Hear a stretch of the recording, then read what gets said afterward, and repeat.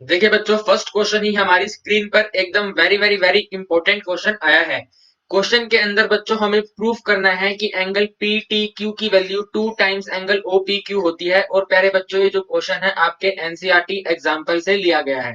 Question के अंदर बच्चों हमें सबसे पहले एक सर्कल बनाना है, एक्सटर्नल पॉइंट से दो टेंजेंट्स को ड्रॉ करना है और उन टेंजेंट्स का नाम रखना है टीपी एंड टी क्यू। तो आइए बच्चों, सबसे पहले हम इस क्वेश्चन की फिगर बनाते हैं।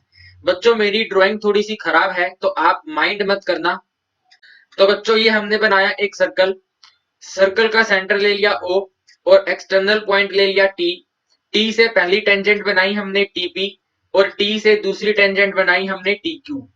हमें बच्चों क्वेश्चन में प्रूफ करना है कि एंगल PTQ यानी कि ये वाला एंगल 2 टाइम्स है एंगल OPQ। तो OPQ के लिए बच्चों हमें PQ कोड को भी ड्रॉ करना पड़ेगा और PQ कोड को हम ड्रॉ करेंगे बच्चों ब्लैक पेन से।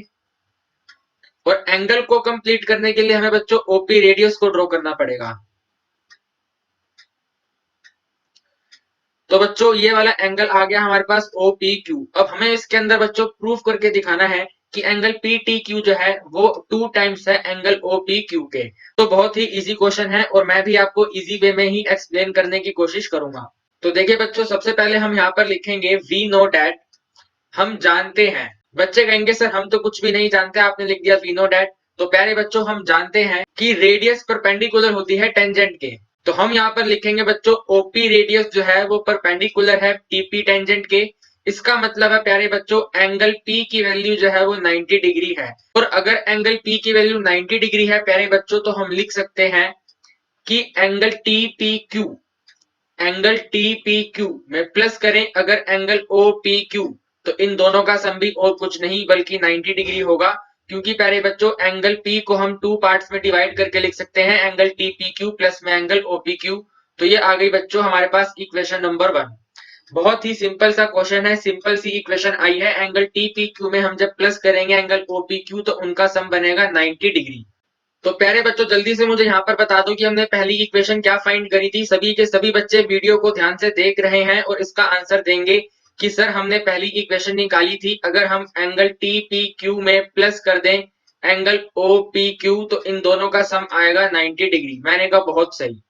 अब इसके बाद बच्चों हम यहाँ पर लिखेंगे in triangle T P Q. In triangle T P Q, triangle T P Q के अंदर प्यारे बच्चों अगर एक्सटर्नल पॉइंट से टेंजेंट्स बनाई जाती हैं तो वो इक्वल होती हैं। तो हमारे पास दो टेंजेंट है, एक टेंजेंट है टीपी और एक टेंजेंट है टी क्यू। दोनों टेंजेंट टी एक्सटर्नल पॉइंट से बनाई गई हैं।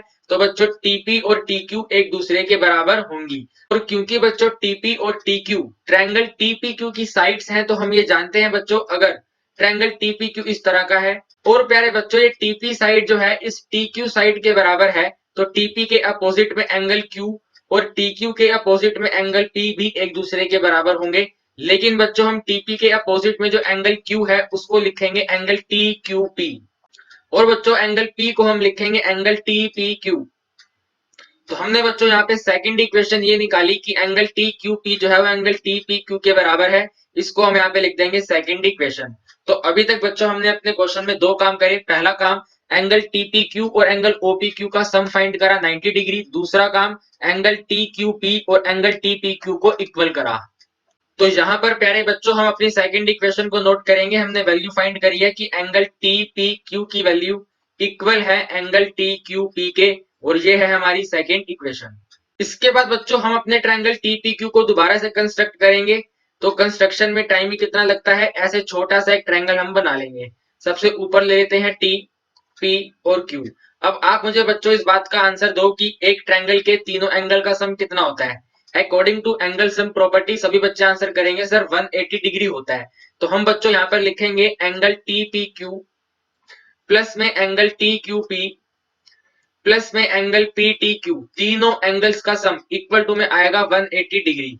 देन बच्चों हम सेकंड इक्वेशन का यूज करते हुए इस टी क्यू पी की वैल्यू की जगह पर लिख देंगे angle T P Q plus angle T P Q same रहेगा प्लस एंगल आ जाएगा पी टी क्यू और इक्वल टू में आ जाएगा 180 डिग्री। बच्चों देखिए टी पी क्यू में हम जब टी पी क्यू प्लस करेंगे तो बन जाएगा 2 times of angle T P Q plus में angle P T Q is equal to में आएगा 180 डिग्री। अब जरा ध्यान से देखिए बच्चों, हमारी इक्वेशन नंबर 1 में इज इक्वल टू में 90 डिग्री है। तो बच्चों मुझे ये बताओ, क्या मैं इस 180 डिग्री को कुछ करके 90 बना सकता हूँ? आप कहेंगे यस सर बना सकते हो। आपको 180 को 90 बनाने के लिए 2 से डिवाइड करना पड़ेगा। तो हम बच्चों अपनी इस इक्वेशन को 2 से डिवाइड करेंगे। तो ये एंगल भी 2 से डिवाइड होगा, ये वाला एंगल भी 2 से डिवाइड होगा और ये वाला एंगल भी 2 से डिवाइड होगा। तो हमारे पास बच्चों देखिए वैल्यू आ जाएगी, 2 से 2 रिमूव होगा तो एंगल TPQ प्लस आगे कुछ भी रिमूव नहीं होगा तो 1/2 टाइम्स ऑफ एंगल PTQ और 180/2 आ जाएगा 90 और ये आ गई बच्चों हमारी इक्वेशन नंबर 3। फिर बच्चों हम यहाँ पर लिखेंगे सब्ट्रैक्ट फर्स्ट एंड थर्ड। हम प्यारे बच्चों पहली इक्वेशन और तीसरी इक्वेशन को करेंगे माइनस। तो वैल्यू आएगी हमारे पास angle TPQ plus angle OPQ में माइनस करना है बच्चों हमें सेकंड इक्वेशन को। तो सेकंड इक्वेशन की पहली वैल्यू है एंगल TPQ, माइनस करना है बच्चों हमें सेकंड इक्वेशन को। तो सेकंड वैल्यू है -1/2 of angle PTQ is equal to में राइट हैंड साइड में फर्स्ट इक्वेशन में 90 है और सेकंड इक्वेशन में भी 90 है, दोनों के बीच में माइनस। 90 माइनस 90 बच्चों 0 बन जाएगा। TPQ से TPQ एंगल सब्ट्रैक्ट हो जाएगा यानी कि 0। तो हमारे पास बचेगा एंगल OPQ माइनस में 1/2 ऑफ एंगल PTQ और इक्वल टू में आएगा ये 0। प्यारे बच्चों अगर हमारी इस इक्वेशन में इक्वल टू में 0 है और बीच में एक नेगेटिव का एंगल है तो बच्चों नेगेटिव एंगल जब राइट हैंड साइड में जाएगा तो वो प्लस हो जाएगा, यानी कि बच्चों हमारे पास यहाँ पे इक्वल टू आ जाएगा और यहाँ पे ये 0 रिमूव हो जाएगा। तो अब बच्चों हम क्या करेंगे, इस 2 को OPQ से मल्टीप्लाई करेंगे तो वैल्यू आ जाएगी 2 multiply bye angle OPQ equal है एंगल PTQ के।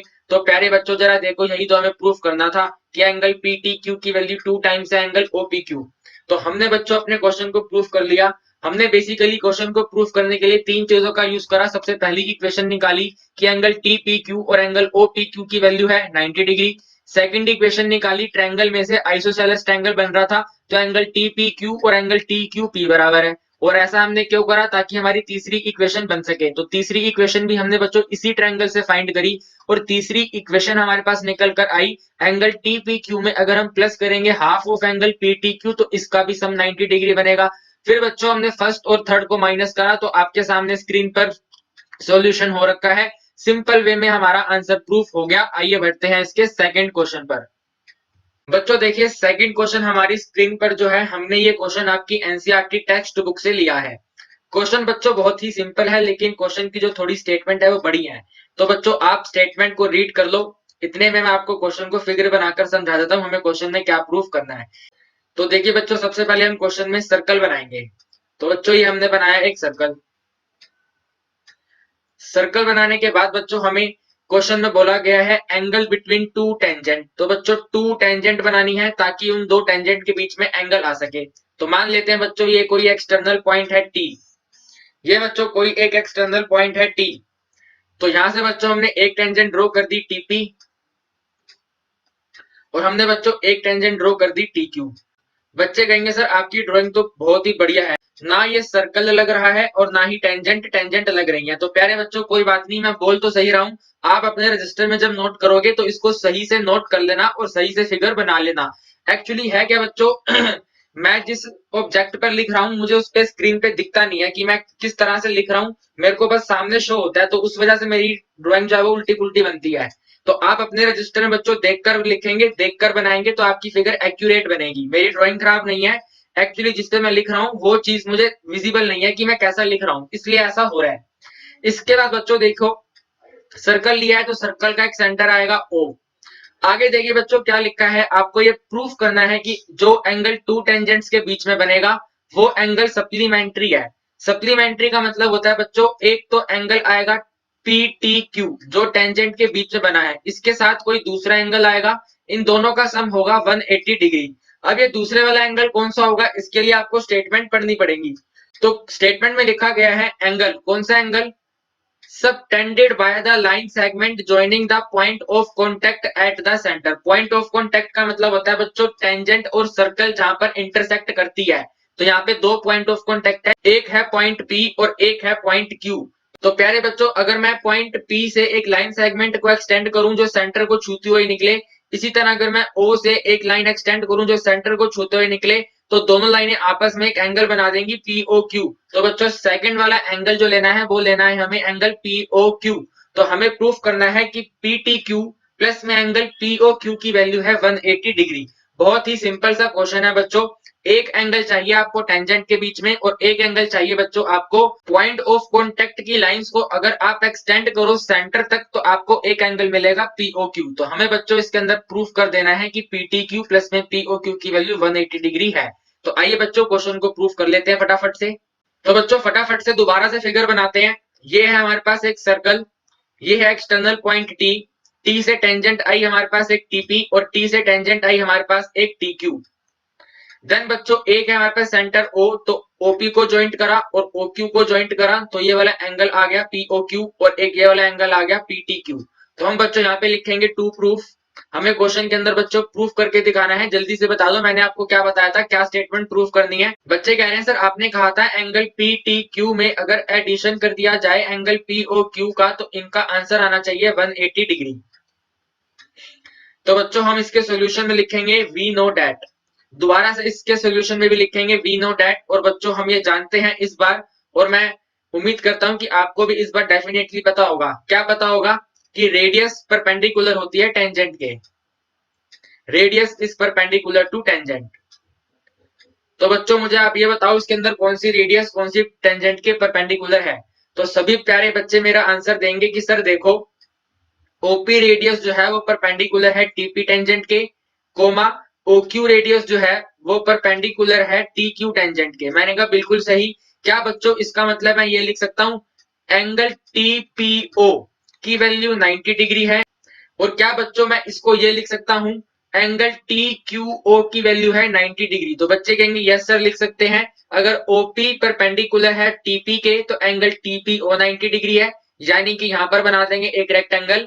और अगर सर OQ परपेंडिकुलर है TQ के तो हम लिख देंगे एंगल TQO 90 डिग्री है और यहां पर बना देंगे एक rectangle.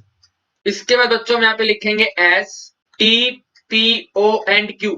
TPOQ is a quadrilateral. तो बच्चों एक फोर साइडेड फिगर जो कि क्वाड्रिलेटरल होती है इसके चारों एंगल का सम होता है 360 डिग्री। तो इसके चारों एंगल कौन कौन से हैं एक बार आप मुझे बता दो।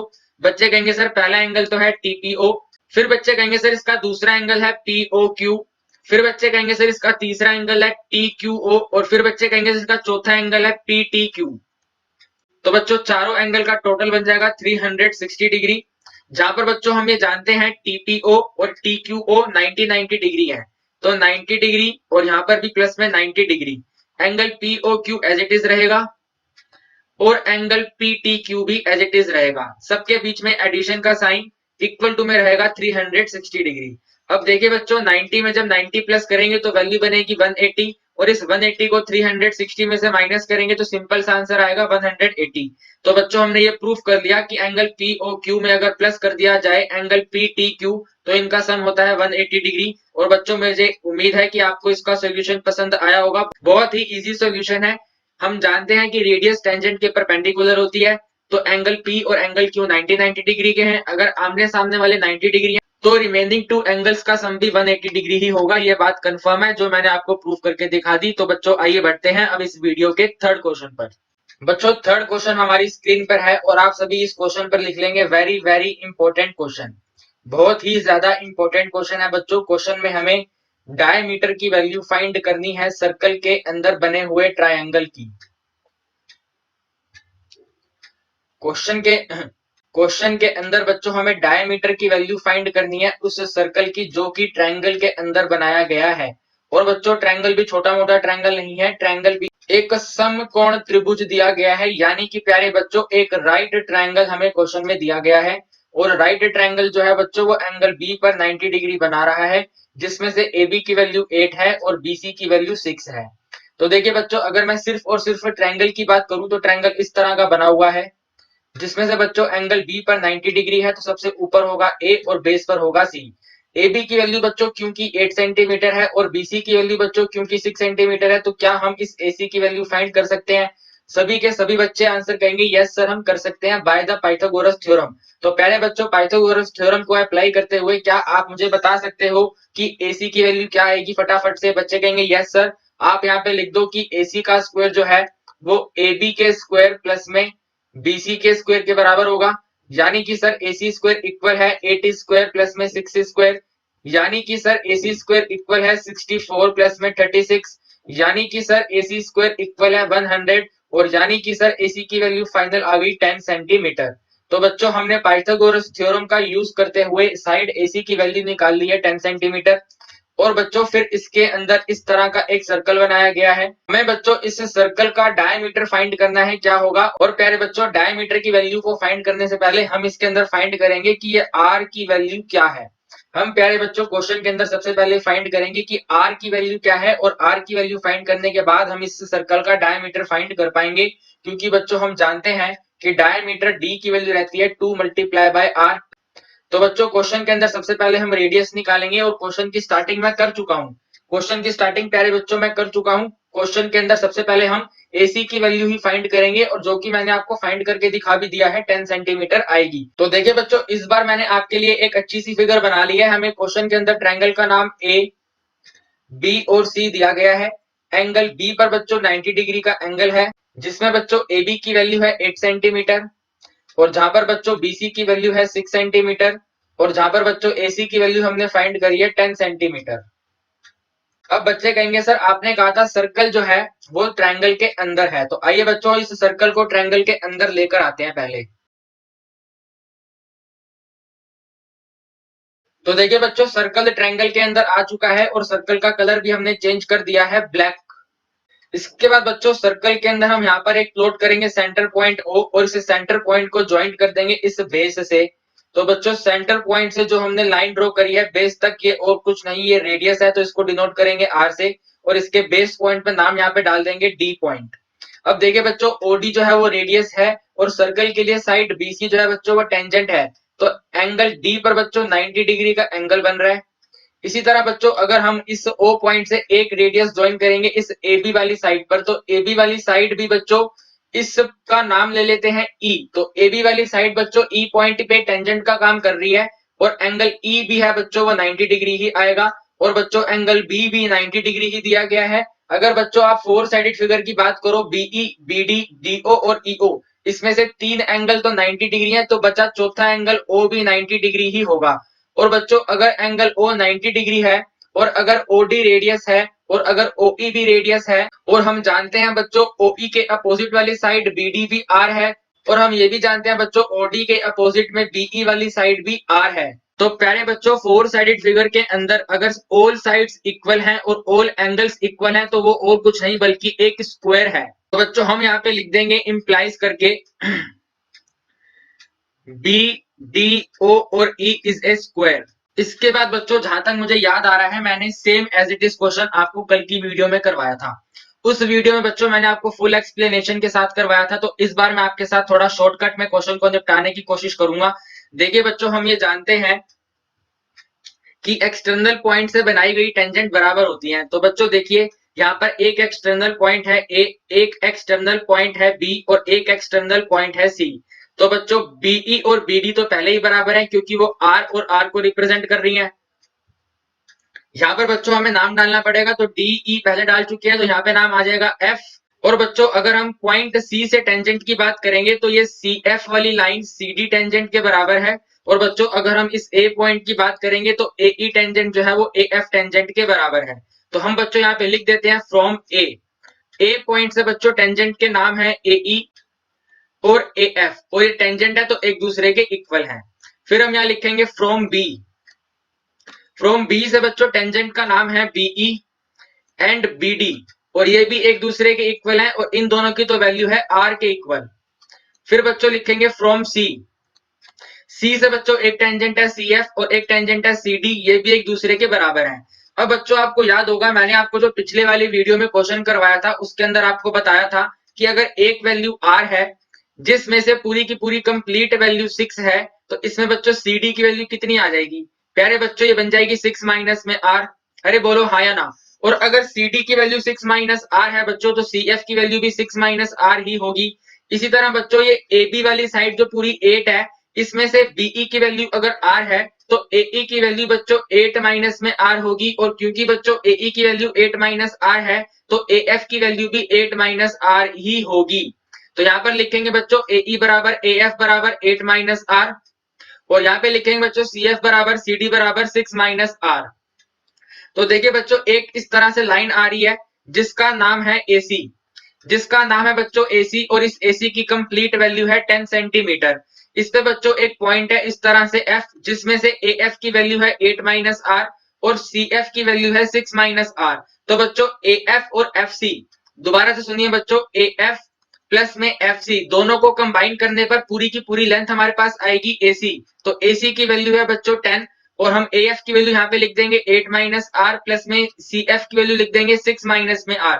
8 प्लस 6 करेंगे तो 14 माइनस में 2r इज इक्वल टू 10। यहां से बच्चों लिख देंगे minus 2r is equal to 10 minus में 14, और फिर बच्चों लिख देंगे minus 2r is equal to minus 4। अगर बच्चों माइनस 2r माइनस 4 के बराबर है तो r की वैल्यू कितनी है बच्चों, r की वैल्यू है 2।